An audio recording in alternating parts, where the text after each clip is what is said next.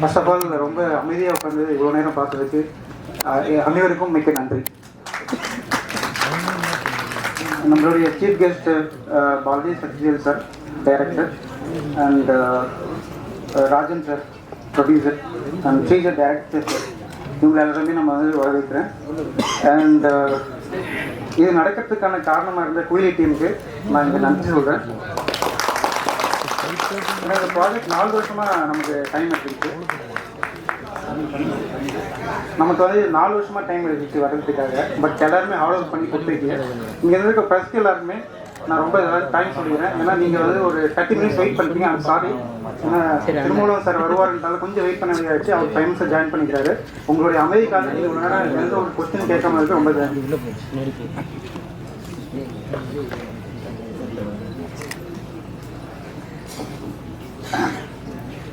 இங்கே வந்து நான் என்னுடைய பேரண்ட்ஸ் வந்து என்ன ரீசன்னா சின்ன வயசுலேருந்து எனக்கு வந்து சொன்ன ஒரே விஷயம் என்னென்னா, நீங்கள் எதை செஞ்சாலும் தப்பாக செஞ்சாலும் பரவாயில்ல, திருப்பி 2வது சரி செய்வோம், சரியாக செய்வோன்ட்டு. அது கூட நம்ம எப்போ கீழே இருந்தாலும் நீ வந்து எழுந்து நிற்க தயங்காது. 3 விஷயம் மட்டும் நல்லா செய். என்னென்னா, ஏமாத்தாத, பொய் சொல்லாத, திருடாத, உண்மையை ஹார்ட் ஒர்க் பண்ண ரிசல்ட் கிடைக்கும். இதை வந்து நம்ம எல்லாருமே ஃபாலோ பண்ணுறப்ப கண்டிப்பாக எல்லாரும் ரிசல்ட் பார்க்க முடியும். ஏன்னா இதில் வந்து இடையில வந்து எங்கள் ப்ராஜெக்டில் எவ்வளோ பிரேக்ஸ், எவ்வளோ பிரச்சனைகள், இது வந்து முடியாதுன்னு சொல்கிற ஸ்டேஜில் போயிட்டு இதை நாங்கள் எடுத்துகிட்டு வந்து இந்த அளவுக்கு நிறுத்தியிருக்கோம்னா நான் மட்டும் கிடையாது, எங்களோட டீம் தான். நான் தூங்கினீங்கன்னா டேரக்டர் எழுப்புறாரு, டேரக்டர் எழுப்புனா கோ டேரக்டர் எழுப்புவாங்க, மியூசிக் டேரக்டர் எழுப்புவாங்க. எல்லாருக்குமே நான் இங்கே தேங்க்ஸ் சொல்ல விரும்புகிறேன். அண்ட்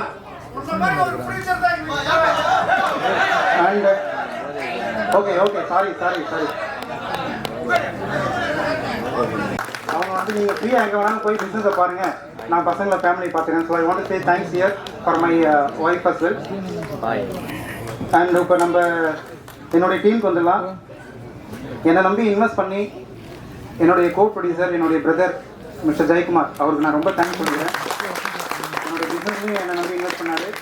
அண்ட் இந்த படத்துக்கும் என்னை நம்பி இன்வெஸ்ட் பண்ணியிருக்காரு. நானும் அவரோட சேர்ந்து இன்வெஸ்ட் பண்ணியிருக்கேன். அண்ட் என்னுடைய அதர் இன்வெஸ்டர் மிஸ்டர் ஜாம்பியர் ஜெரின், அவருக்கும் நான் தேங்க்ஸ் சொல்லிக்கிறேன் இந்த டைமில். அண்ட் என்னுடைய பிரதர்ஸ் அந்த ப்ரொடக்ஷனில் கோ ப்ரொடியூசரில் சப்போர்ட் பண்ண பானுச்சந்தர் அண்ட் அமித்ராஜ் அண்ட் ஸ்ரீஷா, ஸ்ருதி, இவங்களுக்கெல்லாமும் தேங்க்ஸ் சொல்லிக்கிறேன். அண்ட் மை மேனேஜர் ஸ்டார்டிங்லேருந்து பா முத்துக்குமாருடைய தீவிர ரசிகர், அவர் வந்து இன்னி வரைக்கும் எனக்கு ஹெல்ப் பண்ணதுக்கு ரொம்ப தேங்க்ஸ். ராமமூர்த்தி அவர்கள், வேட்டவரம் ராமமூர்த்தி அவர்கள் 2 லிரிக்ஸ் எழுதியிருக்காரு, நீங்கள் பார்த்துருக்கீங்க அந்த பாட்டை. And will come to the Kuyili. நான் நிறைய லைன் படிக்கல, ஏன்னா நிறைய பேர் இருக்காங்க, 2 லைனில் முடிச்சிடறேன். இந்த ப்ராஜெக்டில் ஆல்ரெடி சொல்லிட்டாங்க, ஒரு அம்மாவின் வழி, அதுதான் விஷயமே. ஏன்னா நிறைய படத்தில் வந்து எல்லாத்தையுமே சொல்லியிருப்பாங்க. பட் இந்த படத்தில் வந்து ஒரு அம்மா வந்து எவ்வளோ கஷ்டப்படுறாங்க, ஒரு பையனை வந்து வளர்த்தோ இல்லை அவங்களோட எண்ட் லைஃப் வரைக்கும் எவ்வளோ பிரச்சனைகளை போராடுறாங்கன்றது நீங்கள் அதை பார்த்தா தான் புரியும். ஸோ இது ஒன்லைனில் நான் முடிச்சுக்கிறேன், ஏன்னா நம்ம டீம் பேசுவாங்க நிறைய விஷயங்களை. அண்ட் லிசி மேம், நான் தேங்க்ஸ் சொல்லி அவங்க அந்த இடத்துல அவங்க கண்டிப்பாக, ஏன்னா செகண்ட் ஹாஃபில் வந்து நாங்கள் அவங்கள சூஸ் பண்ணோம் நிறைய போராட்டங்களுக்கு அப்புறம். அண்ட் அவங்க எக்ஸலண்ட்டாக எல்லாமே பெரிய ஸ்கிரிப்ட். ஆக்சுவலாக நான் புதுசு, எனக்கு ஒரு 2 சீன் கொடுத்தாங்க, ஒரு புக்கு கொடுத்துட்டாங்க படிக்க சொல்லி. ஆஃப்டர் எக்ஸாமினேஷன் அந்த புக் எடுத்து படித்தேன். ஏன்னா பிஸ்னஸில் 10 வருஷம் வந்துட்டு அந்த எக்ஸாமினேஷனில் புக் படிக்கிற மாதிரி ஸ்கிரிப்டை படித்து அவங்க முன்னாடி உட்காந்து தப்பாக சொல்லி அந்த மாதிரிலாம் இருந்தது. Nice moment those. Thanks madam for joining and excellent support. And எல்லாரோட ஆர்டிஸ்டாக சரி அண்ட் எவ்ரி ஆர்டிஸ்ட் நல்லா சப்போர்ட் பண்ணி கொடுத்ததுக்கு ரொம்ப நன்றி. அண்ட் மீடியாஸ், ஆக்சுவலி இது வந்து ஒரு சோசியல் ஃபில்ம். நான் இதை சொல்கிறதுக்கு பயப்படல, ஏன்னா கமர்ஷியல் ஃபில்மாக தான் மக்கள் வந்து பார்ப்பாங்க, சோசியலாக இன்றைக்கி யாரும் பார்க்க மாட்டாங்க. ஈவன் டேரக்டர் அவருக்கு நான் தேங்க்ஸ் சொல்கிறேன். ஏன்னா என்னை வந்து 6 மாதமாக விடாமல் டார்ச்சர் பண்ணி ஃபாலோ பண்ணி கதையை கேட்டே ஆகணும் சார் டார்ச்சர் பண்ணியிருந்தாரு. இது கமர்ஷியல் இல்லை, சோசியல்ன்றதால யாரும் எடுக்க வரமாட்டாங்க சார், எனக்கு ஏதாவது உதவி செய்யுங்கன்ட்டு ஃபாலோ பண்ணார். என்னுடைய ப்ரொடக்ஷனில் பிஎம் ஃபிலிம் இன்டர்நேஷனல் ஒரு சோசியல் ஃபிலிம் ஃபஸ்ட்டு எடுத்ததுக்கு நான் பெருமைப்படுறேன். இங்கே இருக்க நம்ம தமிழ்நாட்டில் இருக்க 2 லட்சம் பேரில் ஒரு அட்லீஸ்ட் 5% பீப்புள் வந்து இதை பார்த்துட்டு அவங்க லைஃப்பை மாற்றிக்கிட்டா கூட நான் ரொம்ப சந்தோஷப்படுறேன், என்னோடய டீம் சந்தோஷப்படுவேன். அண்ட் தேங்க்யூ ஃபார் என்எம் ஃபில் கான்ஃபரேஷன் எஸ்எஸ் ராஜு, அவர் தான் நம்மளுடைய ஜி மியூசிக் கொடுத்தாரு. Zee music we thanks for the taking our songs with you. And மோகன் சாருக்கு தேங்க்ஸ் சொல்லிக்கிறேன், டிஸ்ட்ரிபியூட்டர், அவர் தான் நம்ம படத்தை டிஸ்ட்ரிபியூட் பண்ணி தராரு. and all lyrical and singer and back and instrument people and whole team. I like to thanks here and I'm giving gap to others to talk here. Thank you very much. Thanks a lot. எல்லாருக்கும் வணக்கம். நான் எனக்கு இது மேடை வந்து புதுசு. நான் இதுக்கு முன்னாடி ஆர்ட் டைரக்டராக ஒர்க் பண்ணிட்டு இருந்தேன். இதில் வந்து எனக்கு art director, actor and co director 3 வேலையும் பார்த்துருக்கேன்.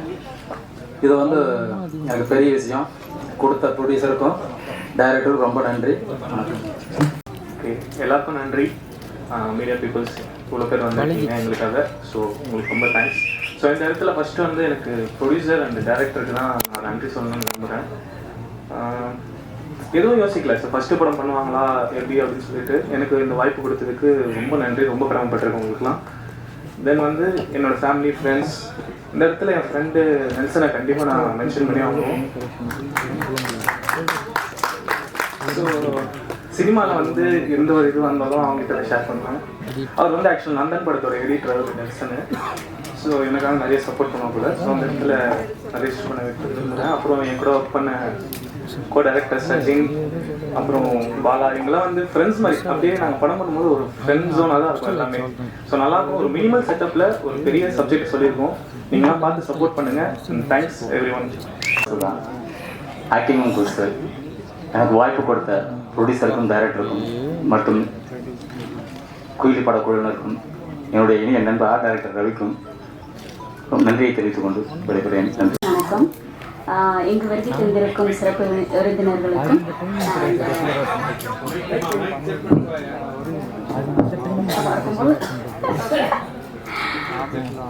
அனைவருக்கும் வணக்கம். இங்கு வருகை தந்திருக்கும் சிறப்பு விருந்தினர்களுக்கும் படைப்பாளிகளுக்கும் பத்திரிகையாளர்களுக்கும் என்னுடைய மிகப்பெரிய நன்றி.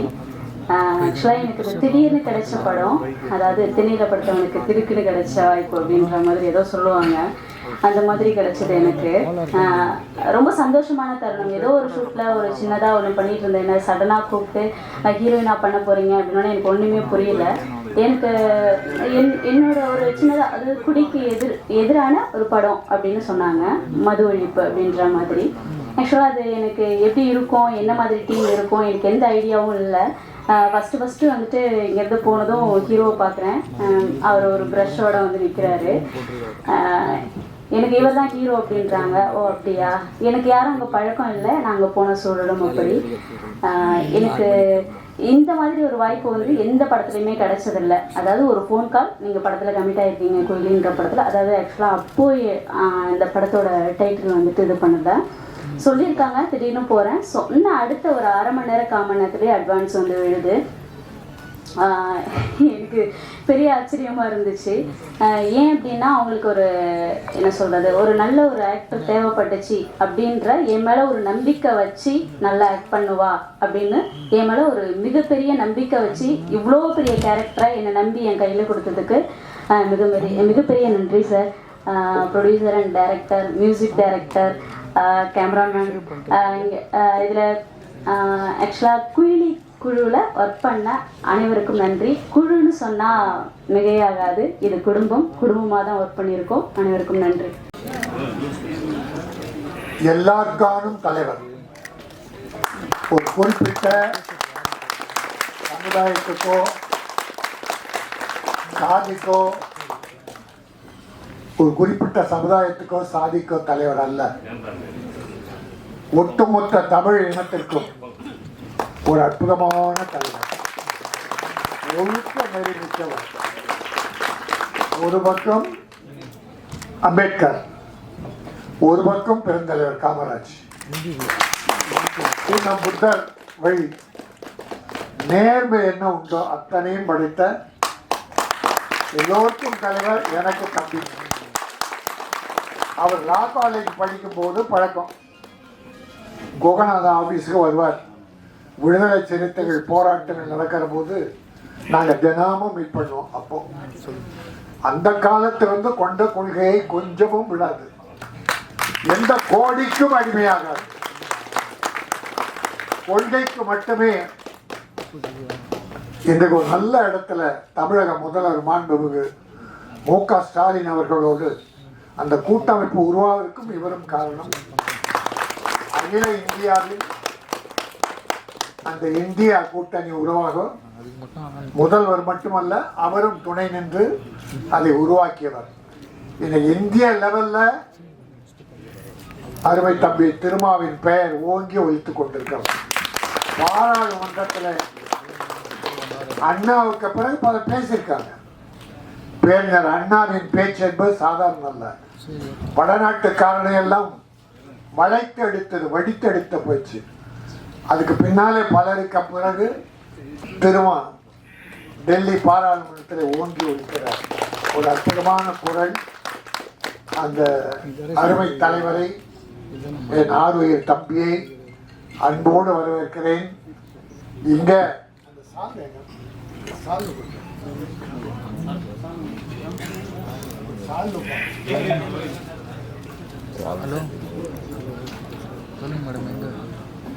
இந்த சால்வை நான் போட்டுக்கிறது இல்லை, அது தம்பி காரணம் தெரியும். ஏன்னா ஒரு தடவை அவர் பாராட்டு விழா, புத்தக வெளியீட்டு விழாவுக்கு என்னை கூப்பிட்டாங்க. அன்னைக்கு சண்டே. ஒரு 8 மணிக்கு தேடினா கதை, கைத்தறி, துண்டு எதுவுமே கிடைக்கல. நான் என்ன பண்ணிட்டேன், ராஜஸ்தான் சூரத்தில் தயாரிக்கிறது இது. அதை வடநாட்டுக்காரங்க நிறைய வாழ வைக்கிறாங்க.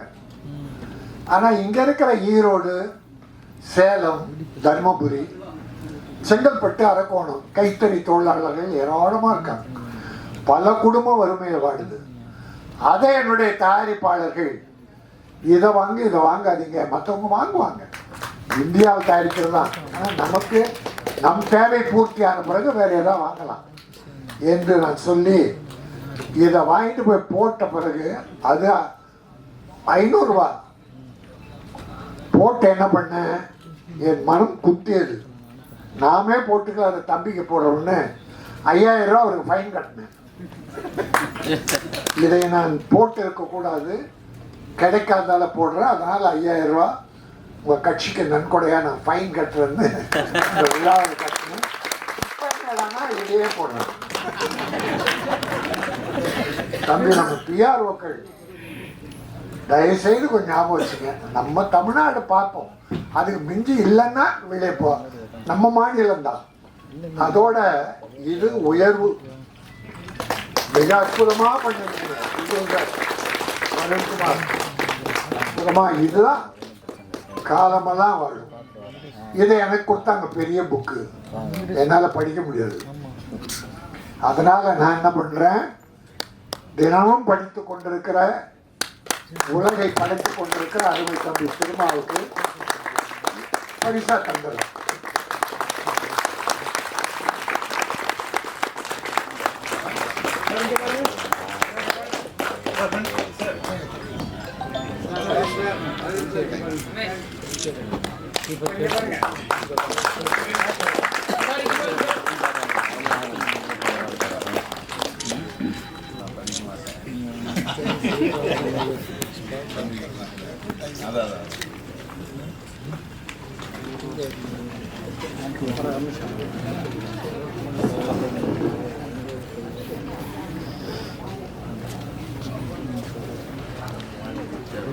பிஎம் பிலிம்ஸ்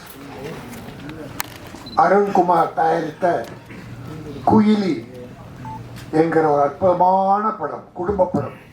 குடும்ப படம் மட்டுமல்ல, இது போராளி, ஒரு தாய் இந்த சமுதாயத்தில் எப்படி போராடுறார் என்பதை ஒரு அற்புதமாக எடுத்து சொல்லியிருக்காரு டைரக்டர். அந்த முருகதாசாமி, முருகசாமி வாழ்கசாமி, இந்த படத்தை துணிச்சலும் எடுத்த நமது அருண்குமார், அவருக்கு துணையா ஜெயக்குமார், எல்லாரையும் பாராட்டல. தம்பி, இது ஒரு குடியாரங்களை ஒழிக்கிறதுக்காக எடுக்கப்படும். ஒரு கவர்ச்சி இல்லை, ஒரு கவர்ச்சி இல்லை. பார்த்தோம் நம்ம தான் ஒரு தாய், அந்த அம்மாவை வச்சு சில சகோதரிகள் நடிகர்களை வச்சு இயற்கையாக எடுத்திருக்காங்க. குடியினால என்ன கொடுமை நடக்கிறது என்பது அற்புதமாக படம் பிடிச்சிருக்காரு.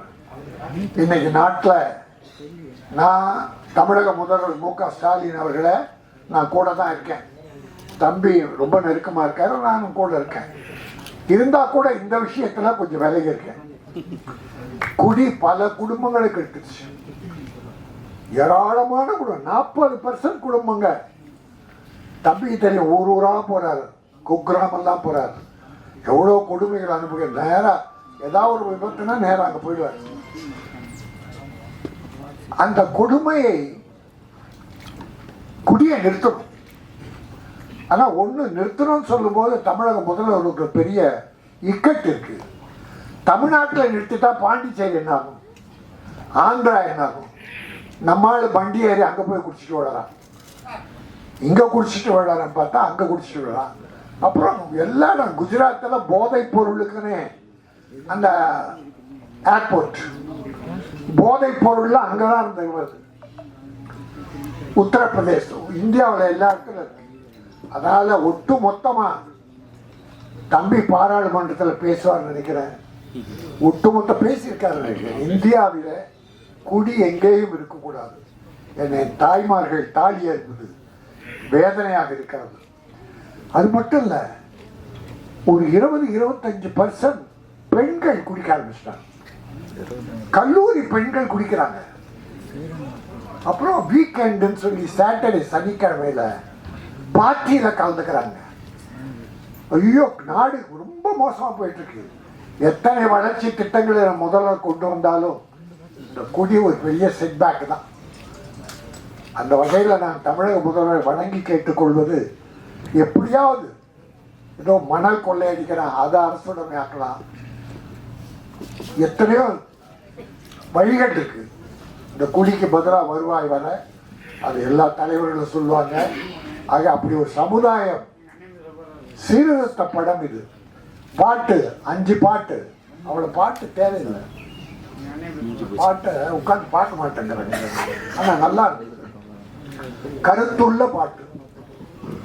குடியின் கொடுமையை எடுத்து சொல்வது, சமுதாயத்தில் தாய்மார்கள் படுகிற வேதனை எடுத்து சொல்வது. ஆக ஒரு குடும்ப அற்புதமான ஒரு தாய். அந்த அம்மா ரொம்ப நல்லா நடிச்சிருக்காரு. எல்லாருமே இயற்கையான சினிமா நடிகர்கள் எல்லாம் இயற்கையா ரொம்ப சிறப்பாக இருந்தது. பல ஆடியோ ஃபங்க்ஷனில் கலந்துக்கிறேன். இதில் கலந்துக்கிறத மனசு திருப்திமத்தில் ஆழ் மனதிலிருந்து என்னுடைய மகிழ்ச்சியையும் வாழ்க்கையும் குயிலுக்கு தெரிவித்து தமிழக மக்கள் இதை சிறப்பாக போற்றி பாராட்டி தயாரிப்பாளரை காப்பாற்றணும். என்னுடைய ஊடக நண்பர்கள், தம்பிகள், நீங்கள் சின்ன படங்கள் எவ்வளோ நல்லா எழுதுறீங்க. இந்த படத்துக்கு ஒரு சிறப்பான விளம்பரம் கொடுத்து உங்களாலும் இது உயர்வு பெற வேண்டும். போட்ட பணம் ப்ரொடியூசருக்கு வந்துடணும். ஏன்னா 100% ப்ரொடியூசர் நடுத்தரில் நிற்கிறான், படம் ரிலீஸ் பண்ண முடியல, போட்ட பணம்லாம் லாஸ். இது அவலம் இந்த தமிழ்நாட்டில். அப்புறம் தமிழில் குயிலின்னு பேர் வச்சார். எதுக்கெடுத்தாலும் இங்கிலீஷ் பேர், இங்கிலீஷ் பேர், இங்கிலீஷ் பேர். இந்த அஜித் நல்ல தமிழ் பேர் வச்சுட்டே வந்தார். வீரம், விவேகம், விவசாயம், விசுவாசம். கடைசியில் குட் பேட் அக்லின்ட்டான். அதாவது ஒரு ஹீரோ அந்த ஹீரோயினை போடுங்கன்னு சொல்ற உரிமை இருக்குல்ல, இங்கிலீஷ்ல டைட்டில் வைக்காதுன்னு சொல்றதானே. பெரிய பெரிய ஹீரோக்கள், ஒரு ஹீரோ இன்னைக்கு பொதுநலம் வந்துட்டு இருக்காரு. அவர் படம் எல்லாம் பார்த்தீங்கன்னா சர்க்கார். என்ன சர்க்கார் தமிழ்ல பேர் கிடைக்காதா? எத்தனை படங்கள் ஆங்கில பெயர்கள். அப்புறம் தமிழ்நாட்டுக்கு தொண்டாற்ற அது அரசியல் வேணாம், நம்ம அங்கே போக விரும்பல. ஆக தமிழை வலியுறுத்துங்கள். டாக்டர் கலைஞர் அவர் காலத்தில் இங்கிலீஷ்ல பேர் வச்சுக்கிட்டே இருந்தாங்க. ஆங்கிலத்தில் தலைவர் என்ன பண்ணாரு, முத்தமிழறிஞர், தமிழில் பெயர் சூட்டினால் மானியம், அதில் விரசம் இருக்கக்கூடாது, ரத்தக்கலர் இருக்கக்கூடாது அப்படின்னு சில கண்டிஷன்ஸ் போட்டு அந்த சிறுமுதலீட்டு படங்களுக்கெல்லாம் 3 லட்சம் முதல்ல, அப்புறம் 7 லட்சம் அவர் காலத்தில் கொடுக்கப்பட்டது. தமிழில் அப்பொழுது எல்லாமே அப்ப எப்படிதான் கிடைச்சது தமிழ் பேரு? ஒரு மானியம் கிடைக்குதுன்னா வைக்கிறோம். ஆகவே தயவுசெய்து நான் திரைப்பட தயாரிப்பாளர்களையும் ஹீரோக்களையும் வணங்கி கேட்டுக்கொள்வேன். தமிழில் ஏராளமான அற்புதமான பெயர் இருக்கிறது. அந்த பெயரை வையுங்கள். தமிழக மக்கள் வாழ்த்துவார்கள், வரவேற்பார்கள். இந்த படம் குயிலி தமிழக மக்களின் மனதில் நிறைந்த இடம் பெற்று பெரிய வரவை ஈட்ட வேண்டும். ப்ரொடியூசரை காப்பாற்ற வேண்டும். இயக்குனருக்கும் தொழில்நுட்ப கலைஞர்களுக்கும் நடிகர்களுக்கும் ஒரு நல்ல வாழ்வை தர வேண்டும் என வாழ்த்து விடைபெறுகிறேன். நன்றி, வணக்கம். தலைவருக்கு ரொம்ப ரொம்ப ரொம்ப வணக்கம். ஏன்னா சின்ன வயசுலேருந்து தலைவரை பார்த்துட்டு இருக்கேன். ஆனால் இதில் ரொம்ப முக்கியமானது என்னென்னா என் வாத்தியார் திரு பாலாச்சந்திரன் சார் அவர்கிட்ட தான் நான் இந்த விஷயங்களையும் ஒரு தெளிவான விஷயங்களையும் நான் கற்றுக்கிட்டேன். இப்போ இந்த புள்ளி இவ்வளோ பாராட்டுறீங்கன்னா அது நான் என் வாத்தியார்கிட்ட சின்ன வயசுலேருந்து இருந்ததில் அது ஒரு ஆழமாக அங்கே தான் கார்ல் மார்க்ஸை படித்தேன், ஆனால் அம்பேத்கரை படித்தேன், தந்தை பெரியாரை படித்தேன். அது மூலிமா நான் கற்றுக்கிட்டு வந்திருக்கேன். அதுக்கு பிறகு கூகை திரைப்பட இயக்கம் அங்கே போகும்போது நல்ல கல்வியை கற்றேன். அரசியல் கல்வி ரொம்ப முக்கியமான கல்வி. அது என்ன இந்த மக்கள் எளிய மக்களுடைய வாழ்வியல் அதெல்லாம் எப்படிங்கிறது அங்கே தான் நான் கற்றுக்கிட்டேன். அந்த கற்றுக்க இன்றைக்கி எனக்கு ஒரு நல்ல படம் பண்ணுறதுக்கு ஒரு நல்ல வாய்ப்பு இருந்தது. சரிங்களா? எனக்கு ஜோஸ் ஸ்மித் இசையமைப்பாளர் உண்மையிலே ஆரம்பத்தில் நான் நினைக்கல, ஆனால் செமையாக பண்ணிட்டீங்க. அப்புறம் எங்கள் கேமராமேன் வேறு லெவலில் பண்ணியிருக்காங்க. சரிங்களா? மற்ற மேடம் செடிகளில் வேறு லெவலில் பண்ணியிருக்காங்க. அப்புறம் மற்றவங்க நம்ம அசிஸ்டன்ட் டைரக்டர் எல்லாருமே நல்லா பண்ணியிருக்காங்க. எல்லாருக்கும் நல்ல வாழ்த்துக்கள். என்ன நான் கார்ல் மார்க்ஸ், தந்தை பெரியார், அந்த அம்பேத்கரை பார்க்கல, புரட்சியாளர் அந்த அம்பேத்கரை, அந்த 3 பேரையும் தலைவரை பார்க்குறேன், ஆட்சியாரை பார்க்குறேன், ரஞ்சித் அண்ணாவை பார்க்குறேன். ஏன்னா அந்த 3 பேர்கிட்ட தான் நான் ஒரு உண்மையான கல்வியை கற்றுக்கிட்டேன். நன்றி, வணக்கம் எல்லாருக்கும். இந்த மேடைக்கு வந்து நான் குறிப்பா 2 பேருக்கு நன்றி சொல்லணும். ஒன்று வந்து எங்க அப்பா அம்மா. ஏன்னா ஒரு 10 வருஷமா காலேஜ் முடிச்சுட்டு நான் இதான் பண்ண போறேன். அப்ப இன்னைக்கு வரைக்கும் என்கிட்ட அவங்க எந்த கேள்வியும் கேட்டதில்லை. நான் என்ன பண்றேன், எங்க போறேன், வரேன் எதுவுமே கேட்க மாட்டாங்க. ஸோ அவங்களுக்கு தான் ஃபர்ஸ்ட் தேங்க்ஸ். 2வது பிஎம் ப்ரொடக்ஷன்ஸ் அருண் ப்ரோ. கிட்டத்தட்ட ஒரு 10 வருஷம் முன்னாடி வந்து ஒரு ப்ராஜெக்ட்காக நாங்கள் பேசியிருந்தோம். அப்போ வந்து அவர் என்கிட்ட சொன்னாரு, ஃபோனில் தான் பேசினேன், நான் அவர் பார்த்ததே கிடையாது. இந்த படத்துக்கு தான் நான் அவர் பார்க்குறேன். இந்த தீபாவளி பொங்கல் வந்தா நல்வாழ்த்து சொல்ற மாதிரி ஒரு ஃபோன் போடுவாரு. ஸ்மித், நான் தான் அருண் பேசுறேன், நீங்க நல்லா இருக்கீங்களா? நல்லா இருக்கேன் ப்ரோ, எப்படி இருக்கீங்க அப்படின்னு. நான் படம் பண்ணா நீங்க தான் மியூசிக் டைரக்டர் அப்படின்னு. 10 வருஷம் கழிச்சு நான் அதே மாதிரி ஞாபகம் வச்சு கரெக்டா இந்த படத்துக்கு என்ன கூப்பிட்டதுக்காக நன்றி sir, thank you so much. And அடுத்துதான் வந்து குறிப்பா இன்னொரு விஷயம் என்னன்னா, நான் ஏன் அவரை சொன்னேன் அப்படின்னாக்கா ஒரு விஷயம் இருக்கு. லைக் சினிமாவை பொறுத்த வரைக்கும் சினிமாவில் இருந்து தோத்தவங்களை விட விட்டுட்டு போய் தோத்தவங்களோட எண்ணிக்கை ரொம்ப ஜாஸ்தியா இருக்கும். அது மாதிரி தான் சினிமாவில் இருக்கும்போது நம்ம விட்டுட்டு வெளியே போயிட்டோம் அப்படின்னாக்கா நம்ம அந்த சிங்க்ல இருக்க மாட்டோம். அவங்க பேசும்போது இல்லை நான் வேற ஒர்க்ல இருக்கேன் அப்படின்னு. ஏன்னா என்ன சினிமாவில் முதல்ல கூப்பிட்டு வந்தவங்க யாருமே என் கூட கிடையாது. எல்லாம் விட்டுட்டு அவங்க ப்ரொஃபஷன் பார்க்க போயிட்டாங்க. ஸோ அப்படி இருக்கும்போது எனக்கு வந்து இவர் ஒருத்தர் தான் தெரிஞ்சிட்டு இருந்தாரு. எப்பவுமே ஃபோன் போடுவாரு, நல்லா இருக்கீங்களா, சாப்பிட்டீங்களா, நான் படம் பண்றேன், நீங்க மியூசிக் டைரக்டர் அப்படின்னு சொல்லுவாரு. ஸோ அதுக்காக நன்றி அவருக்கு. அடுத்ததான் வந்து மேடையில் இருக்க பெரியவங்க எல்லாருக்குமே ரொம்ப தேங்க்ஸ். திருமா சார் அதுக்காக ரொம்ப நன்றி. ராஜன் சார், அப்புறம் என்னோட படம் டைரக்டர் ஸ்ரீஜர் சார், அடுத்து பாலாஜி சக்திவேல் சார், அப்புறம் எங்க ஹீரோயின் லிசி மேம், சின்ன ஹீரோயின் தன்ஷிகா, டைரக்டர் சார். ஐயோ அவர் பத்தி கண்டிப்பா நான் சொல்லி ஆகணும். நான் வந்து என்ன பண்ணுவேன்னா டியூன் கேட்பாரு, நான் அவர் சீன் சொல்லுவார், நான் ஒன்றும் டியூன்லாம் போட்டு சார் எப்படி சார் இருக்கு ஓகேவா அப்படின்னு அந்த டியூன் அப்படியே கேட்டுனே இருப்பார். கொஞ்ச நேரம் கேட்டு இருந்துட்டு திடீர்னு கொண்டாங்க வச்சு ஸ்மித் வேற மாதிரி போடுறீங்களா அப்படின்வாரு. நான் சரி சார் நான் பண்ணித்தரேன், சாயங்காலமா பண்ணுவோம் அப்படின்னு. திரும்ப பார்த்தா திரும்ப மறுநாள் கேட்கும்போது இல்லைங்க கொஞ்சம் வேற மாதிரி வேணுங்க அப்படின்னு. நானும் அவர்கிட்ட ஒரு தடவை என்ன பண்ணேன், அப்படியே பிடிச்சி வைக்கிற மாதிரி ஒரு நாள் ஆஃபீஸில் வச்சுட்டு சார் உங்களுக்கு என்னதான் வேணும் சொல்லுங்க, எப்படி தான் நீங்கள் எதிர்பார்க்குறீங்க அப்படின்னு. அவர் சொன்னார், இல்லை குயிலி படம் வந்து கமர்ஷியலான எலிமெண்ட்ஸ் தான், எனக்கு வந்து அப்படியே இந்த ஒரு காவியம் மாதிரி அப்படியே கவித்துவமாக போயிட்டோம். ஏன்னா அது வள்ளி சொல்கிற படம், நீங்கள் அப்படியே கமர்ஷியல் ஸ்டைல்லே இருக்கும்போது எனக்கு ஒரு மாறு இருக்குண்ணே. நான் சொன்னேன் சார் அதுதானே பிரச்சனை, நீங்கள் சொன்னீங்கன்னா நான் உடனே கொடுத்துருவேன்னு சொல்லி முதல்ல ஓகே பண்ணாதான் அம்மா பாட்டு. அம்மா பாட்டு போட்டதுமே டக்குன்னு யாரு அப்படின்னு ஸ்நேகன் சார் எழுதிட்டோம், வைக்கம் பாட்டோம் அப்படின்னு சொன்னாங்க. வரிகள் எதுவுமே பண்ண முடியாது, டியூனை பார்த்துட்டே ஓகே அப்படின்னு சொல்லிட்டாங்க. ஸோ அதுக்காக முருகசாமி சாருக்கு நன்றி. அதுக்கு அடுத்து வந்து இன்னும் ஸ்பெஷலாக சொல்லணும் அப்படின்னாக்கா முருகாக்க ஜெர்சி டைரக்டர் ஸ்ரீஜர் சார். ஒரு டேலண்ட்டை ஐடென்டிஃபை பண்ணுறதுல அவர் ரொம்ப கெட்டிக்காரு. ஏன்னா ஒண்ணுமே பண்ணாம சும்மா கீபோர்ட் வச்சு பண்ணிட்டு இருந்தேன். என்ன கூப்பிட்டு நீ பண்ணுவியா, சரிவா ஒரு டியூனை போட்டு காமி, நீ எப்படி இருக்குன்னு பார்க்கலாம் அப்படின்னு சொல்லிட்டு கூப்பிட்டாரு. அதுக்காக சார் தேங்க்யூ. இந்த வேலையில வந்து நீங்க இருக்கிறது எனக்கு ரொம்ப ரொம்ப சந்தோஷமா இருக்கு. அதுக்கடுத்து இந்த படத்தை பத்தி சொல்லணும் அப்படின்னாக்கா, படத்துல வந்து கிட்டத்தட்ட ஒரு 4-5 பாடல் இருக்கு. எல்லா பாட்டுமே வந்து மாண்டேஜஸ் தான். ஸோ சீன் வழியை சொல்ற மாதிரி, ஒன்று ஃப்ரெண்டு குடிக்காதுன்னு சொல்ற மாதிரி, ஒன்று அம்மா பாடுற மாதிரி, எல்லா எமோஷன்ஸுமே குடிக்காதீங்கன்னு தான் சொல்லும். அந்த மாதிரி இருக்கும்போது அருண் ப்ரோ வந்து இந்த படம் குடிக்கு எதிரானது அப்படின்னப்ப எனக்கு ஒரு பெரிய டவுட் இருந்தது. ஏன்னா அவர் வந்து இடமோ பாண்டிச்சேரி.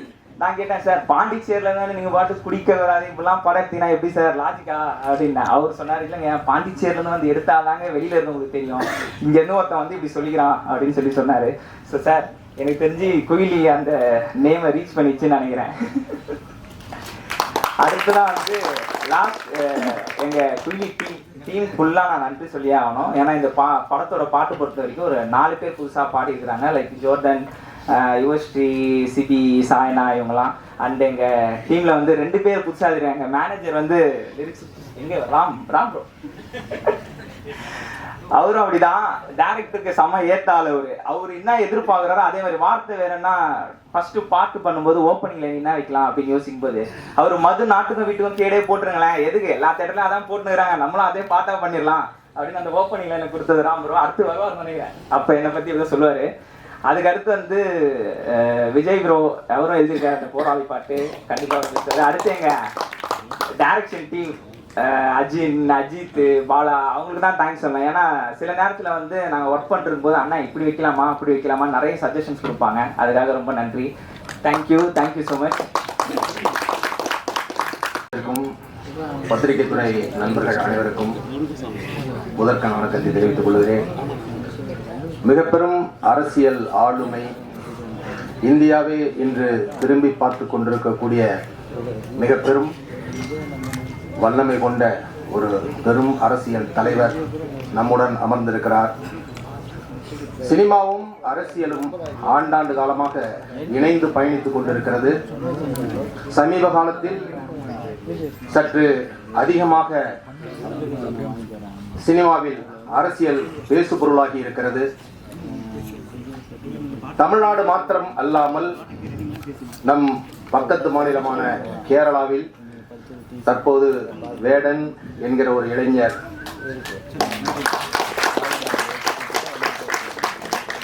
மிக பெரும் பேசுபொருளாக மாறி இருக்கிறார். அவர் பேசும் அரசியல் உலக அரசியல் என்று கூறுகிறார்கள். வழக்கம் போல் வன்மத்தை கக்குபவர்கள் கக்கிக் கொண்டிருந்தாலும் ஆண்டாண்டு காலமாக அடிமைப்பட்டு கிடந்த இனம் ஒன்று மேலெழுந்து வரும்போது சற்று வீரியமாகத்தான் இருக்கும் என்பதை ஒவ்வொருவரும் சமீப காலமாக நிரூபித்துக் கொண்டிருக்கிறார்கள். அந்த வகையில் தொடர்ச்சியாக தலித் அரசியல் பேசும் சினிமாக்கள் வந்து கொண்டே இருக்கின்றன. குயிலி திரைப்படம் ஒரு ஒடுக்கப்பட்ட மக்களின் அரசியலையும் கலாச்சாரத்தையும் பேசும் என்று நம்புகிறேன். இந்த திரைப்படத்தில் குடிக்கு அடிமையானவர்களை பற்றி ஒரு பாடம் எடுத்திருக்கிறார்கள். தாய்ப்பாசத்தை மிக அழகாக சித்தரித்திருக்கிறார்கள். அந்த பாடல் நான் கேட்டவுடனேயே கூறினேன், மிக நன்றாக வந்திருக்கிறது, மாபெரும் வெற்றி அடையும் என்று. இந்த விழாவின் நாயகன் ஜோ ஸ்மித் 10 ஆண்டுகளுக்கு முன்னால் என்னால் அறிமுகப்படுத்தப்பட்ட இளைஞன்.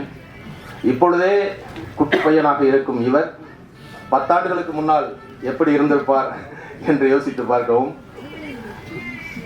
அப்பொழுது அவரை நம்பி ஒப்படைத்தேன். இப்பொழுது மிகப்பெரிய அளவில் அவர் திறமையுள்ளவராக இருக்கிறார். ரெக்கார்டிங்கின் போது அவரிடம் அமர்ந்து வேலை செய்யும் போது அவ்வளவு சுறுசுறுப்பாக பாடி காண்பித்து வார்த்தை உச்சரிப்புகளை எல்லாம் மிக அழகாக வாங்குகிறார். ஆனாலும் ராஜன் சார் கூறியதை போல இந்த திரைப்படத்தில் நிறைய பாடல்கள் இருக்கிறது என்று நினைக்கிறேன். 2 பாடல்கள் போதுமானதாக இருக்கிறது. ஏனென்றால் கிரிக்கெட்டே இன்று 2020 மேட்ச் வந்துவிட்டது.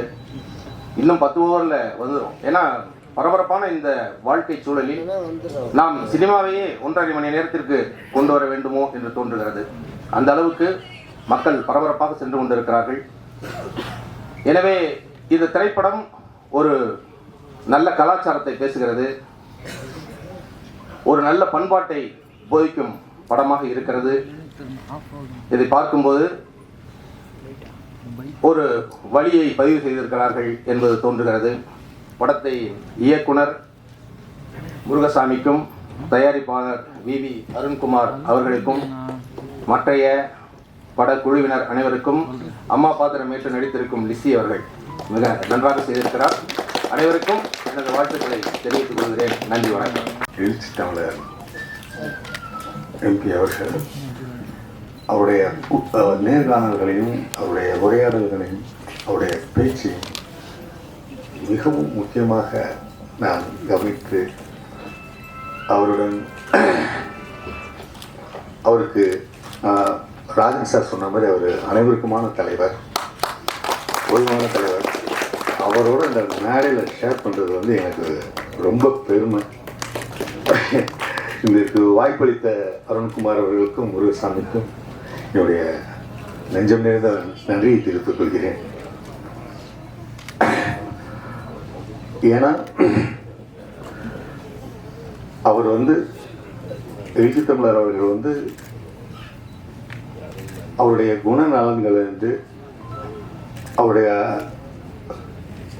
பயோகிராஃபியை நான் கொஞ்சம் கொஞ்சமாக நான் பார்த்துட்ருக்கேன்.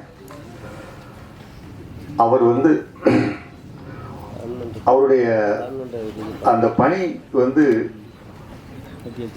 திரைப்படம் மூலமாக பதிய வைக்கப்பட வேண்டும் என்று நான் கேட்டுக்கொள்கிறேன்.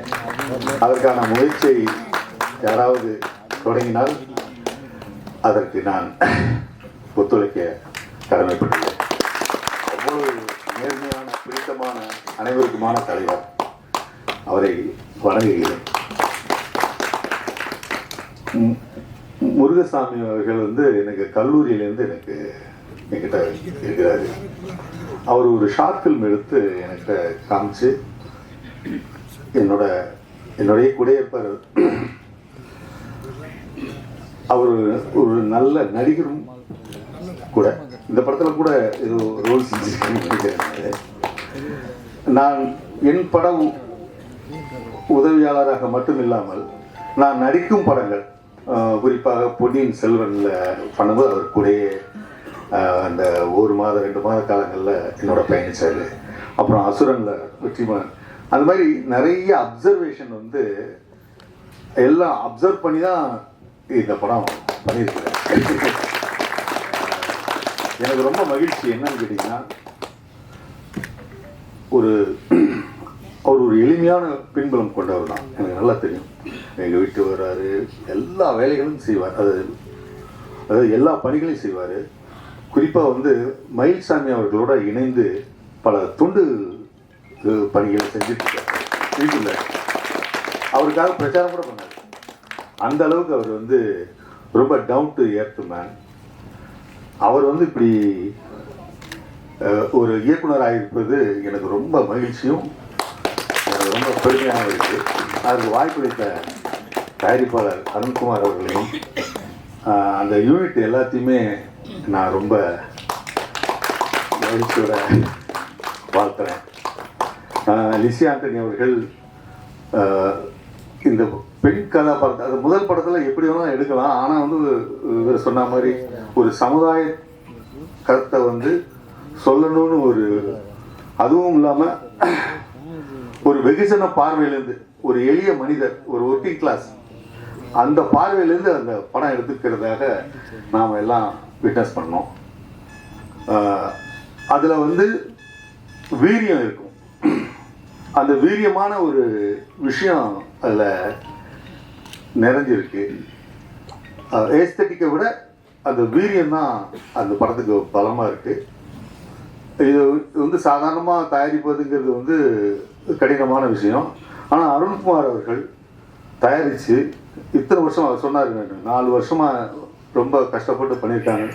இது ஒரு கலாபூர்வமாக அவர் திரைக்கதை அமைச்சிருப்பார்னு நான் நம்புகிறேன். அது சரியாக இருக்கிற பட்சத்தில் நீங்கள் எல்லாரும் ஆதரவு கொடுக்கணும் அப்படின்னு நான் ரொம்ப பணிவாக கேட்டுக்கிறேன்.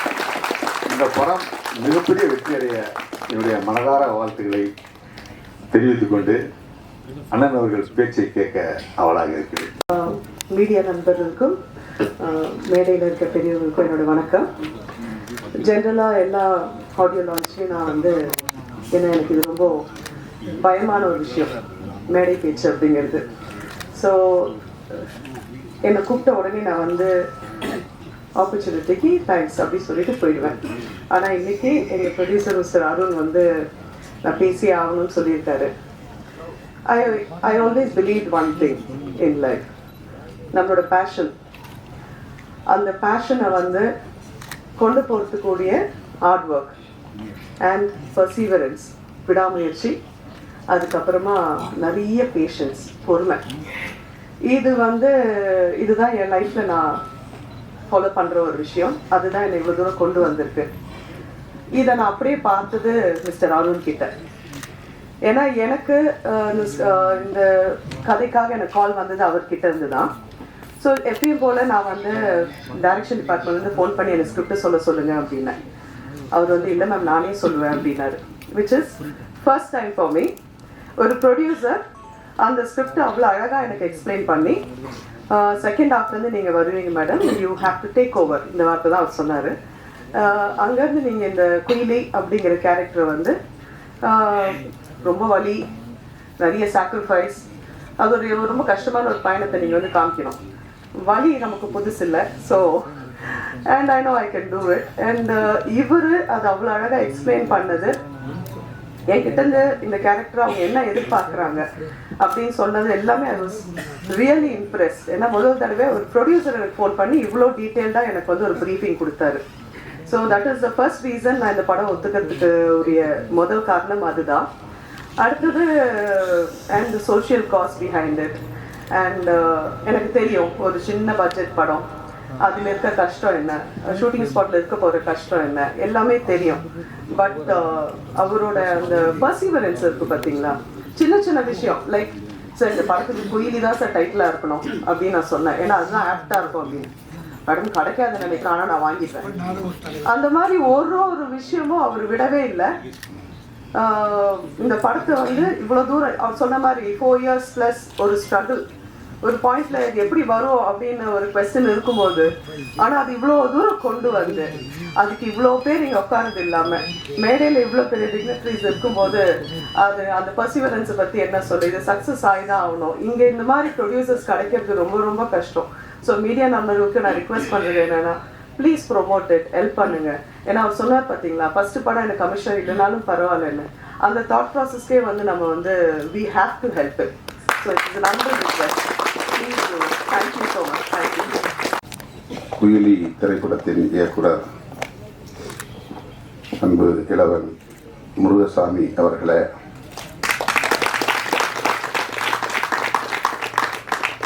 இத்திரைப்படத்தின் தயாரிப்பாளர் BM Film International நிறுவனத்தின் உரிமையாளர் VV அருண்குமார் அவர்களே,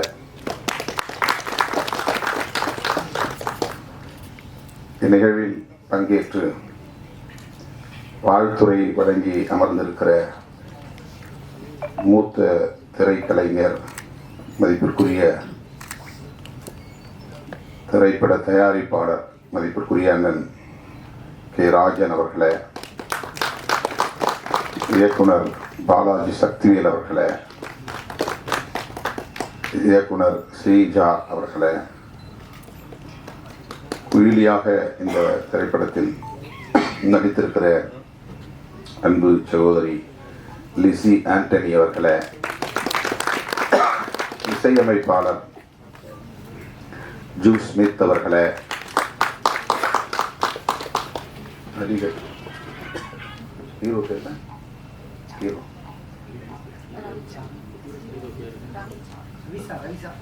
ரவிச்சா அவர்களே மற்றும் மேடையில் அமர்ந்திருக்கிற படைப்பாளர்களே, திரைக்கலைஞர்களே, திரளாக கூடியிருக்கிற தமிழ் சொந்தங்களே, உங்கள் அனைவருக்கும் என்னுடைய பணிவார்ந்த வணக்கத்தை தெரிவித்துக் கொள்கிறேன். ஆர்ப்பாட்டம் ஒன்றில் பங்கேற்க வேண்டியிருந்தது. சத்தீஸ்கர் மாநிலத்தில் பழங்குடி மக்களுக்கு எதிரான ஒரு நடவடிக்கை, இராணுவ நடவடிக்கை மேற்கொள்ளப்பட்டு வருகிற சூழலில் அதனை கண்டித்து இடதுசாரி இயக்கங்களும் விடுதலை சிறுத்தைகளும் இணைந்து நடத்திய ஒரு ஆர்ப்பாட்டம். இந்த நிகழ்வுக்கு இசைவளித்த பிறகு திடுமென அது ஏற்பாடு செய்யப்பட்டு விட்டது. 7:15 மணிக்குத்தான் அது நிறைவு பெற்றது.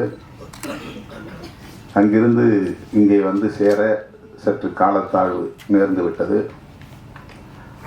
அதற்காக முதலில் என்னுடைய வருத்தத்தை தெரிவித்துக் கொள்கிறேன். குயிலி திரைப்படத்தின் முன்னோட்ட காட்சி எதையும் பார்க்க சந்தர்ப்பம் அமையவில்லை. நான் வருவதற்கு முன்னதாகவே பாடல் காட்சிகளும் ஒளிபரப்பப்பட்டு விட்டன. பாடலையாவது கேட்கிறேன் என்று கேட்டு ஒரு பாடலை தற்போது மேடையிலேயே கேட்டேன். கதை என்ன என்பதையும் வந்து அமர்ந்த பிறகு அண்ணன் ராஜன் அவர்களிடத்திலே கேட்டு தெரிந்து கொண்டேன். இந்த கால சூழலில் மிகுந்த சமூக பொறுப்புணர்வோடு மதுவுக்கு எதிராக ஒரு திரைப்படம் எடுக்கிற துணிச்சல் இயக்குனர் முருகசாமி அவர்களுக்கும் தயாரிப்பாளர் அருண்குமார் அவர்களுக்கும் வந்திருக்கிறது என்பதே பாராட்டுதலுக்குரியது. நான் நெஞ்சார பாராட்டுகிறேன், வாழ்த்துகிறேன். வணிக நோக்கில் திரைப்படங்களை தயாரிக்க வேண்டும், அதில் வெற்றி பெற வேண்டும், அதில் லாபம் பெற வேண்டும் என்று எண்ணாமல் சமூக பொறுப்புணர்வோடு மக்களுக்கு வழிகாட்ட வேண்டும், இந்த கொடிய துன்பத்திலிருந்து மக்கள் விடுதலை பெற வேண்டும் என்கிற வேட்கையோடு இந்த இளைஞர்களுக்கு, இளம் தலைமுறையினருக்கு இப்படி ஒரு பொறுப்புணர்வு மிக்க இளைஞர்களாக இந்த திரைப்படத்தை தயாரித்திருக்கிறார்கள், அந்த வேட்கையோடு தயாரித்திருக்கிறார்கள் என்பது உள்ளபடியே மகிழ்ச்சி அளிக்கிறது என்பதை விட பெருமை அளிக்கிறது, பெருமைப்படுகிறது. இந்த இளைஞர்களை நான் தழுவியனுடைய வாழ்த்துக்களையும் பாராட்டுகளையும் தெரிவித்துக் கொள்கிறேன். உங்களுக்கு தெரியும், அண்மையிலே நாங்கள் மது மற்றும் போதைப்பொருள் ஒழிப்பு மகளிர் மாநாடு என்று லட்சத்துக்கும் மேற்பட்ட பெண்களை திரட்டி ஒரு மாபெரும் மாநாட்டை நடத்தினோம். அது பேசுவிடும் பொருளாக மாறியது, கடுமையான விமர்சனங்களுக்கும் உள்ளானது. அண்ணன் ராஜன் அவர்கள் பேசுகிற போது ஒன்றை சொன்னார். தமிழ்நாட்டிலே மதுவை ஒழிக்க வேண்டும் என்று நாம் சொல்லுகிறோம். ஒருவேளை தமிழ்நாட்டில் மதுவை ஒழிக்கும் நோக்கில் கடைகளை ஆட்சியாளர்கள் மூட முன்வந்தாலும் கூட அண்டை மாநிலங்களுக்கு போய் மதுவை அருந்துவிட்டு வருகிற ஒரு நிலை இருக்கிறது. அல்லது அவர்கள் இங்கே வந்து திருட்டுத்தனமாக மதுவை விற்பனை செய்வதற்கான வாய்ப்பு இருக்கிறது. இதற்கு என்னதான் தீர்வு என்ற கேள்வியை எழுப்பிவிட்டு அவர் சொன்னார், தேசிய அளவில் எங்குமே மது இருக்கக்கூடாது என்ற கருத்தை சொன்னார். திருமாவளவன் இதை நாடாளுமன்றத்திலும் பேச வேண்டும் என்று சொன்னார். சொல்லிவிட்டு பேசியிருக்கிறார் என்று நம்புகிறேன் என்றும் சொன்னார். அவருடைய நம்பிக்கை வீண் போகவில்லை. நான் பேசினேன், மக்களவையில் பேசினேன். என் மீது அவர் வைத்திருக்கிற நம்பிக்கை எனக்கு வியப்பளிக்கிறது. நாடாளுமன்றத்தில் அப்படி நான் பேசுகிற போது மாண்புமிகு அமைச்சர் நிர்மலா சீதாராமன் அவர்கள் எழுந்து, நீங்கள் முதலில் தமிழ்நாட்டில் மதுவை ஒழித்துவிட்டு வாருங்கள், கள்ளக்குறிச்சியிலே பல பேர் உயிரிழந்திருக்கிறார்கள், அங்கே பேசாமல் இங்கே ஏன் பேசுகிறீர்கள் என்று எதிர்வினையாற்றினார். அது அரசியல் ரீதியான விமர்சனம். நாம் அதை கடந்து சிந்திக்கிறோம். தமிழ்நாட்டில் உள்ள இளைஞர்கள் மட்டுமல்ல, தமிழ்நாட்டில் உள்ள மனிதர்கள் மட்டுமல்ல, இந்தியா முழுவதும் மக்கள் நம் தேசத்து மக்கள் இதனால் பாதிக்கப்படக்கூடாது என்கிற பரந்த பார்வை நமக்கு உண்டு. ஆகவே மது ஒழிப்பு கொள்கையை தேசிய கொள்கையாக இந்திய ஒன்றிய அரசே ஏற்றுக்கொள்ள வேண்டும் என்பதை நான் நீண்ட காலமாக பேசி வருகிறேன். ஐயா இலக்கிய செல்வர் குமரியானந்தன் அவர்கள் என்னுடைய அலுவலகம் தேடி வந்து அப்படி ஒரு தீர்மானத்தை பல ஆண்டுகளுக்கு முன்னரே இயற்றியதை அறிந்து வந்து நேரிலே வந்து பாராட்டினார். மகாத்மா காந்தியை தேசிய தலைவராக நாம் ஏற்றுக்கொள்கிறோம். அவருடைய திருவுருவ படங்களை ரூபாய் நோட்டிலும் தவறாமல் அச்சிடுகிறோம். அவருடைய கொள்கைகள் முக்கியமானவற்றுள் மது விலக்கு என்பது முதன்மையானது. அகிம்சை என்பது அவருடைய கொள்கைகளில் ஒன்று என்றால், மது விலக்கு என்பது முதன்மையான கொள்கைகளுள் ஒன்று. மகாத்மாவை தேசத்தந்தை என்று ஏற்றுக்கொண்டிருக்கிற நாம் அவருடைய உயிர் மூச்சான கொள்கைகளுள் ஒன்றான மது விலக்கை பொருட்படுத்துவதே இல்லையே. இதை மாநிலங்கள் பார்த்துக் கொள்ளட்டும் என்று ஒன்றிய அரசு கண்டும் காணாமல் இருக்கிறது. மாநில அரசுகள், தமிழ்நாடு மட்டுமல்ல மாநில அரசுகள் வருமானத்திற்கான ஒரு வழியாக இதை பார்க்கிறதே. யார் எப்படி கெட்டு போனால் நமக்கென்ன என்கிற ஒரு அலட்சிய போக்கு மேலோங்கி இருப்பதாக தெரிகிறதே என்ற கவலை இன்றைக்கு நேற்றைக்கல்ல பல 10 ஆண்டுகளாக எனக்கு உண்டு. அதை நான் பல மேடைகளில் பேசியிருக்கிறேன். பல மாநாடுகளில் தீர்மானங்களாக நிறைவேற்றியிருக்கிறோம். கள்ளக்குறிச்சியில் 60 பேர் உயிரிழந்ததும் நான் உடனடியாக அந்த பகுதிக்கு சென்று 2 நாள் இருந்து ஒவ்வொருவரின் வீடாக சென்று அந்த மக்கள் கத்தி கதறி அழுத நிலையில் அவர்களின் கைகளை பற்றி கொண்டு ஆறுதல் சொன்னேன். அவர்களுக்கு எம்மால் இயன்ற நிதி உதவியும் செய்தோம். உடனடியாக ஒரு ஆர்ப்பாட்டத்தையும் நடத்தினோம். அது போதாது என்கிற அடிப்படையில் மரக்காணத்தில் உயிரிழந்தவர்களையும் போய் சந்தித்து ஆறுதல் சொல்லிவிட்டு அவர்களுக்கும் நிதியுதவி செய்துவிட்டு அங்கே நான் அறிவிப்பு செய்தேன். மது மற்றும் போதைப் பொருள், மது மட்டுமல்ல பல வகையான போதைப் பொருள் இன்றைக்கு புழக்கத்திற்கு வெளிப்படையாக வந்திருக்கின்றன.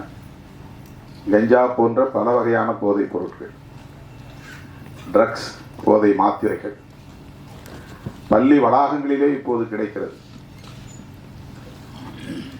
நகர்ப்புறங்களில் மட்டுமே புழக்கத்தில் இருந்த போதைப் பொருட்கள் இப்போது கிராமப்புறங்களிலும் ஊடுருவி இருக்கிறது.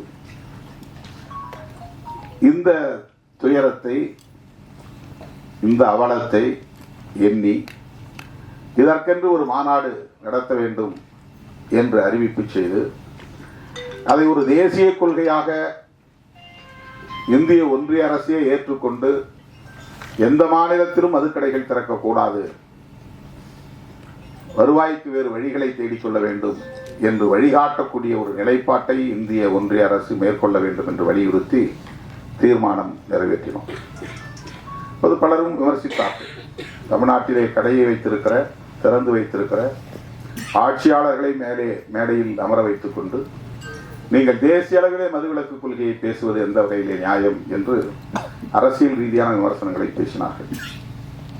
நம்மை பொறுத்தவரையில் ஆட்சியில் இருந்தாலும் கூட அவர்களையும் மேடையில் அமர வைத்து மதுவை ஒழிக்க வேண்டும் என்று சொல்லுகிற துணிச்சல் விடுதலை சிறுத்தைகளுக்கு உண்டு என்பதை அந்த நிகழ்வின் மூலமாக உறுதிப்படுத்தினோம்.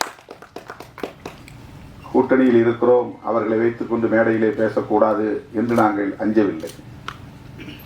உங்களுக்கும் இதிலே உடன்பாடு இருக்கிறது, எனவே மேடைக்கு வாருங்கள், ஒன்றும் பிரச்சனை இல்லை, வந்து உங்கள் கருத்தை சொல்லுங்கள். மேடைக்கு வந்தார்கள். தேர்தல் வாக்குறுதியிலேயே மதுக்கடைகளை மூடுவோம் என்று திராவிட முன்னேற்ற கழகம் ஏற்கனவே அறிவித்திருக்கிற நிலையில் இந்த மாநாட்டிலும் பேச வேண்டும் என்று நாங்கள் அந்த கூட்டணி உறவை பயன்படுத்தி ஒரு அழுத்தம் கொடுத்தோம் என்பதுதான் உண்மை. அதுதான் ஒரு பிரச்சனை. ஆளுங்கட்சியை மேடையிலே அமர வைத்து ஆமாம் எங்களுக்கும் மதுக்கடைகளை மூட வேண்டும் என்கிற கருத்திலே உடன்பாடு உண்டு என்று சொல்ல வைத்தது விடுதலை சிறுத்தைகள் என்பதை நான் இந்த இடத்திலே பதிவு செய்ய விரும்புகிறேன். ஆக இந்தியா முழுவதும் மது ஒழிக்கப்பட வேண்டும், போதைப் பொருள் புழக்கம் கட்டுப்படுத்தப்பட வேண்டும். தினந்தோறும் நான் சுற்றுப்பயணத்தில் இருக்கிறேன், ஏதாவது ஒரு கிராமத்தில் இருக்கிறேன், ஏதேனும் ஒரு நிகழ்ச்சியில் பங்கேற்கிறேன். உள்ளபடியே ஒவ்வொரு நாளும் நான் நொந்து போகிறேன். மேடைக்காக நான் பேசவில்லை. இளம் வயதிலேயே பல இளைஞர்கள், ஒரு குறிப்பிட்ட சமூகத்தை சார்ந்தவர்கள் என்று இல்லை, அனைத்து சமூகங்களை சார்ந்தவர்களும் இந்த கொடிய குடிப்பழக்கத்திற்கு ஆளாகி இளம் வயதிலேயே வாழ்வை பாழாக்கி கொள்ளுகிறார்கள். குடும்பம் நடத்துவதற்கான ஆளுமையையே இழந்து விடுகிறார்கள். ஏதோ தாம்பத்திய உறவை கொண்டு 2-3 பிள்ளைகளுக்கு தந்தையாகி விடுகிறார்கள். ஆனால் அந்த பிள்ளைகளை பாதுகாக்கவோ பராமரிக்கவோ அவர்களை படிக்க வைக்கவோ அவர்களுக்கான எதிர்காலத்தை நல்ல முறையில் அமைத்து தரவோ பொறுப்புணர்வு கொண்ட ஆளுமையாக அவர்கள் இல்லை. நிற்க முடியாமல் தடுமாறுகிறார்கள். அதிகாலையில் இருந்து படுக்க போகிற வரையில் போதையில் மிதக்கிறார்கள். அவ்வளவு குடும்ப பாரத்தையும் மனைவி சுமக்கிறார். அது எவ்வளவு கொடிய துயரம் என்பதை நேரிலே பார்த்தால்தான், களத்திலே சந்தித்தால்தான் உணர முடியும். இந்த நாட்டை பீடித்திருக்கிற பேர் அவலங்களுள் இது ஒன்று. எத்தனையோ பல இளைஞர்கள் கல்வி பெற வேண்டிய வயதில், இல்லற வாழ்வை நுகர வேண்டிய வயதில் யாவற்றையும் பறிகொடுத்து சுய நினைவை இழந்து எந்த ஆளுமையும் இல்லாமல் சமூகத்தாலேயே புறக்கணிக்கக்கூடிய அளவுக்கு மாறிவிடுகிறார்கள். முதல் பாட்டு இந்த படத்திலே கேட்டேன். இந்த அவலங்கள் அனைத்தையும் அப்படியே வரிகளாக்கி இருக்கிறார்கள். இந்த பாடல் மிகவும் நம் நெஞ்சை ஆழமாக தொடுகின்றது. மிக மிக இன்றியமையாத ஒரு பாடல். எல்லா கிராமங்களிலும் கட்டாயமாக போட்டு காட்ட வேண்டிய ஒரு பாடல். எல்லோரும் தன்னுடைய அலைபேசியிலே வைத்திருக்க வேண்டிய ஒரு பாடல். விழிப்புணர்வை ஏற்படுத்தக்கூடிய ஒரு பாடல். அந்தோனிதாஸ் குரலில் பாடியிருக்கிறார் என்று கருதுகிறேன். இசையும் மிக சிறப்பாக வந்திருக்கிறது. வேட்டவளம் ராமமூர்த்தி பாடல் அவ்வளவு யதார்த்தமாக அந்த துயரங்களை காட்சிப்படுத்தி இருக்கிறார்கள், வரிகளுக்குள் கொண்டு வந்திருக்கிறார்கள். தோழர்களே, நாம் ஒவ்வொருவருக்கும் இதில் பொறுப்பு இருக்கிறது. இந்த ஆட்சி அந்த ஆட்சி என்று நாம் இதில் அரசியலை நுழைத்து மதிப்பீடு செய்ய தேவையில்லை. அண்ணன் ராஜன் அவர்கள் ஒன்றை என் காதோரம் வந்து ஆலோசனையாக சொன்னார். தம்பி, இந்த கடைகளை எல்லாம் மூடிவிட்டு மணல் குவாரி, கல் குவாரி போன்றவற்றை அரசாங்கமே எடுத்து நடத்தினால் இதில் வரக்கூடிய வருமானம் அதில் வராதா? இதையெல்லாம் நீங்கள் ஆட்சியாளர்களுக்கு சொல்லலாமே என்று சொன்னார். அவருக்கு எந்த அளவுக்கு இதிலே ஒரு பொறுப்பு இருக்கிறது என்பதை என்னால் உணர முடிகிறது.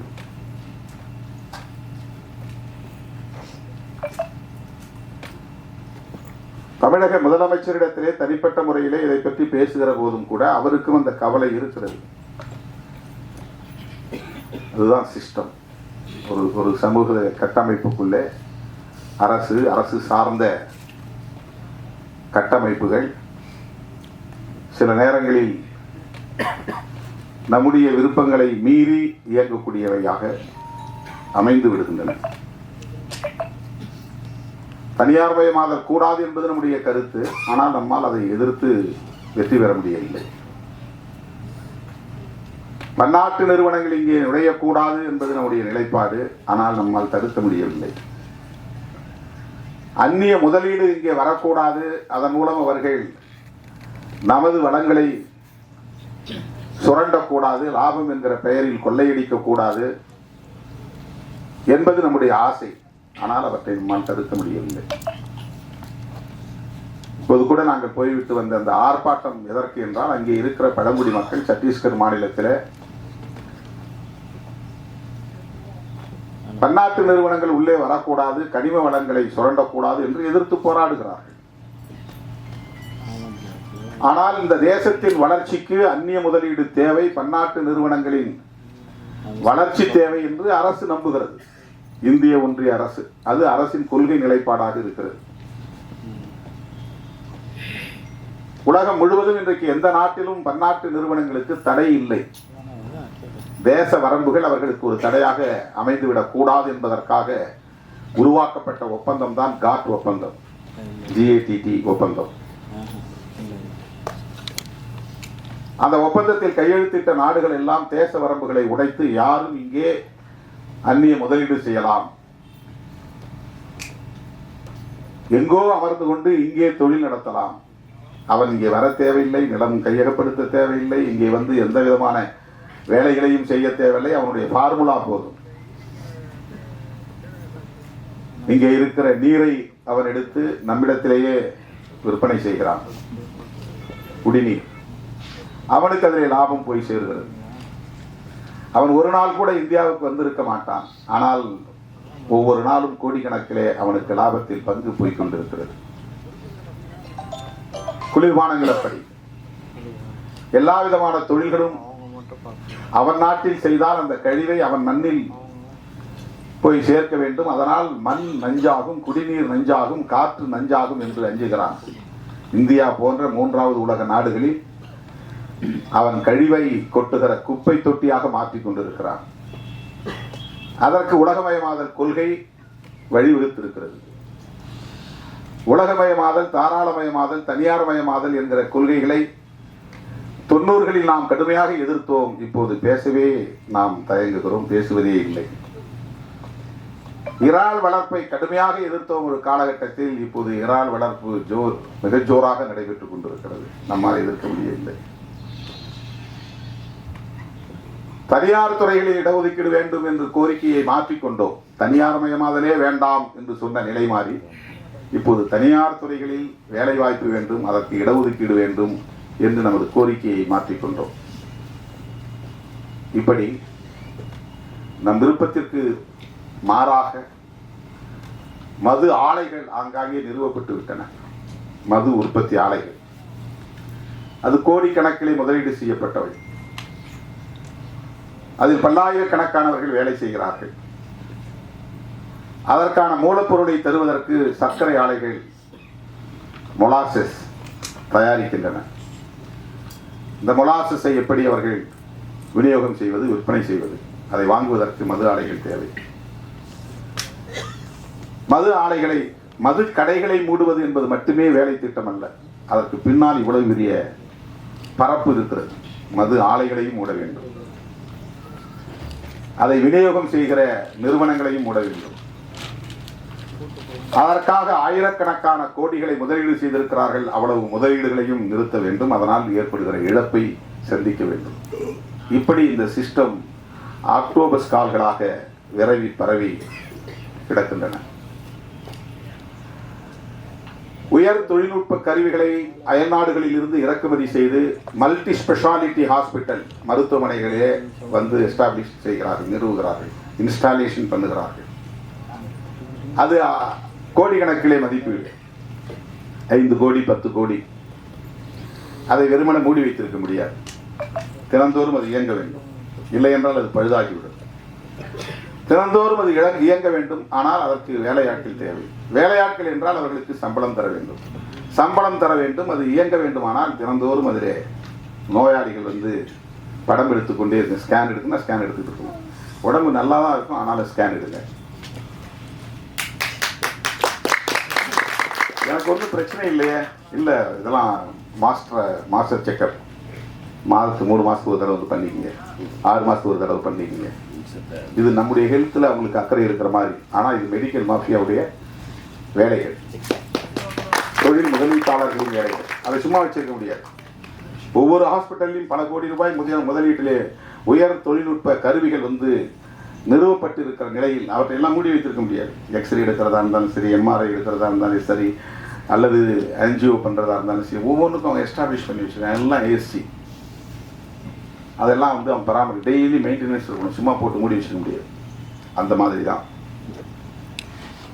இந்தியா முழுக்க மது ஆலைகள் பல ஆயிரம் கோடி முதலீட்டு நிறுவப்பட்டிருக்கிறது. அவ்வளோ எளிதாக அதை மூட முடியாது என்பது இங்கே இருக்கிற சிஸ்டம், இங்கே இருக்கிற ஸ்ட்ரக்சர். இப்போ நம்முடைய போராட்டம் என்பது தூத்துக்குடியிலே துப்பாக்கிச்சூடு வரையில் போய் 12 பேர் படுகொலை செய்யப்பட்ட பிறகுதான் ஸ்டெர்லைட் ஆலையை மூட வேண்டும் என்கிற நிலை உருவாகிறது.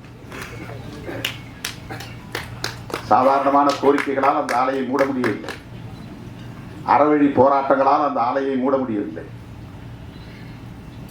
கேரளாவிலே வேண்டாம் என்று சொன்ன அணு ஆலை கூடங்குளத்திலே வந்து நிறுவப்படுகிறது, தமிழ்நாட்டுக்குள்ளே நிறுவப்படுகிறது. நிறுவப்பட்ட நாளில் இருந்து, அதற்கான ஆணை பிறப்பிக்கப்பட்ட நாளில் இருந்து அந்த பகுதியில் மக்கள் போராடிக்கொண்டே இருக்கிறார்கள், எதிர்ப்பு தெரிவித்துக் கொண்டே இருக்கிறார்கள், துண்டறிக்கை கொடுத்துக் கொண்டே இருக்கிறார்கள், உண்ணாவிரத போராட்டம் நாள்தோறும் நடத்துகிறார்கள். 1.5 ஆண்டுகள் நடந்தன. ஒரு அங்குலம் கூட அதிலே நம்மால் முன்னேற முடியவில்லை. திட்டமிட்டவாறு கூடங்குளம் அணு உலை நிறுவப்பட்டது, அது இயங்குகிறது. அங்கே அணு கழிவுகள் வெளியேற்றப்பட்டுக் கொண்டே இருக்கின்றன. தோழர்களே, அப்படித்தான் இந்த மது ஒழிப்பு கூட. விழிப்புணர்வு தேவை, பரந்துபட்ட அளவில் மக்களிடையே விழிப்புணர்வு தேவை. ஒரு இயக்கம்